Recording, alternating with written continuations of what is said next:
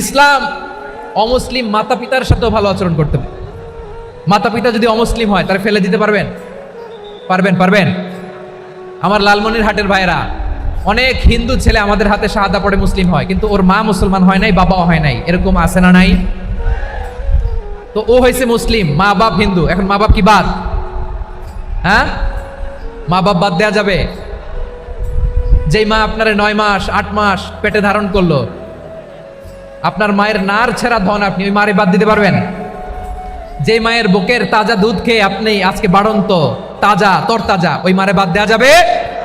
ওয়াকাদা রাব্বুকা আল্লা তা'বুদু ইল্লা ইয়্যাহ ওয়া বিল ওয়ালিদাইনি ইহসানা। আল্লাহ বলে অবধারিত দুইটা ভার্ডিক্ট তোমাদের জন্য, এক আল্লাহর ইবাদত করবা আর মা বাবার প্রতি ইহসান করবা। আদেশটা কার? মা বাবার প্রতি ইহসান করতে হবে। আমার মা হিন্দু হোক, ভালো আচরণ করতে হবে, বৌদ্ধ হোক, ভালো আচরণ করতে হবে। আমার যে সমস্ত হিন্দু ভাইয়েরা মুসলিম হয়েছে, তোমাদের মা বাবা এখনো মুসলমান হয় নাই, তাদের সাথে ভালো আচরণ করতে হবে। আপনাদের খেদমত নিজে করতে হবে অথবা খেদমতের ব্যবস্থা করাই দিতে হবে।